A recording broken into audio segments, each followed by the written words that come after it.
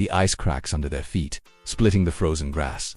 Four figures, small and stooped, lean into a wind that offers no warmth. They are Australopithecus, our distant ancestors, already exhausted, already bleeding heat into a sky that gives none back, arms wrapped tightly around bundles of hides and roots. Their feet are numb, but they keep stepping, because to stop is to die. Frost gathers on their brows, and each breath bursts white before crystallizing and falling like ash. This land was once green, lush, and forgiving. But the sun has hidden its face for many seasons, and tonight, the cold claws down to a killing depths of 21 degrees below what their flesh remembers as safe. At the front of this small band, the eldest female drags a sharpened stone along the frozen soil. She's prying loose buried tubers, each strike sending a jolt of pain through her wrists. But she works fast, her eyes constantly flicking back to the smallest child, whose legs tremble with cold and exhaustion. Hunger is a tight knot in their bellies, a cruel master forcing them onward. Suddenly a loud crack shatters the silence, ice giving way near the riverbank. The group stumbles, reeling. The youngest adult lunges, his fingers locking around the child's arm just as a maw of black, frigid water opens beneath them. For a moment, bodies strain, muscles scream. The river claims nothing this time, but the sound that sharp echoing crack is carried on the wind. From the tall dead grass on the other side, something answers. Movement. A massive shadow rises. Its ribs are visible through its shaggy coat, and its breath steams like smoke from a volcano's mouth. An ice-starved saber-toothed cat, its desperation as sharp as its fangs. The tiny band of hominids freezes. Every primal instinct screams at them to run. The predator doesn't hesitate. It charges, but they don't scatter away from it. Instead, they move sideways, a desperate, instinctive dance. They wave their arms, shouting into the wind, hurling the few stones they carry. One shatters against the beast's skull, buying them a single, precious heartbeat. The eldest female, thinking faster than fear, slashes a strip of hide from her bundle and flings it. The scent of old blood and fat confuses the cat for just a moment, long enough for the group to turn and bolt toward a rocky outcrop jutting from the frozen plains. Then, as if the world itself has decided to intervene, snow explodes from the sky. A blizzard slams down with the force of a physical blow, erasing their tracks, blinding hunter and hunted alike in a swirling vortex of white. The tribe crawls into a narrow cave, a scar in the rock left by ancient fire or lightning. Inside, darkness and cold wrestle for dominance.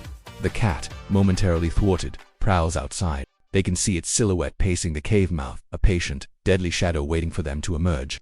Time stretches, measured in shivers. Frostbite begins its insidious work, whitening their fingers. The child, the smallest of them, finally collapses. His skin is turning a deathly blue, his chest barely moving. Panic sets in.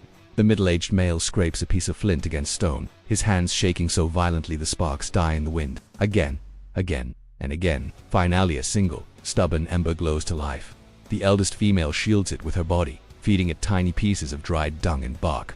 She coaxes it, cups it, breathes life into the fragile flame. The fire blooms, weak but real, pushing the crushing cold back, inch by agonizing inch. They press close, smearing rendered fat onto the child's chest, massaging his limbs until a hint of color creeps back into his skin. Outside, the storm howls even louder, a relentless fury that eventually drowns out the predator's patience. The saber-tooth, defeated by the elements, vanishes into the white. At dawn, a profound silence replaces the storm's fury. The world is frozen solid, encased in ice and snow. The tribe emerges from the cave, stiff, scarred, but alive. Survival, however, is a relentless journey. It demands movement. They must find food. They must keep walking. But their small fire, their beacon of life, has not gone unnoticed. The thin tendril of smoke that drifted from the cave mouth has been seen. On a distant ridge, figures appear. Another band, just as lean, just as watchful. Stone tools glint in the pale, weak light, rivals in a land that can barely feed one group. The appearance of another means competition and, likely, conflict. Both sides approach cautiously, circling one another in the vast, white emptiness. Their postures are tense, hands gripping their stone tools tightly. The air crackles with suspicion and the primal calculus of survival. Who is stronger? Who will take what little there is? Then the cold decides for them. One of the rivals, a man in his prime, collapses mid-step. His legs simply lock, and his body hits the ice with a hard, wooden thud. The others in his group hesitate, watching their companion without moving, but the first tribe does not. In a stunning act of shared humanity, they rush forward. They drag the fallen stranger toward their cave. They tear open their own precious hides to wrap unfamiliar skin, to fight a cold that makes no distinction between friend and foe. There is no aggression, only a desperate urgency.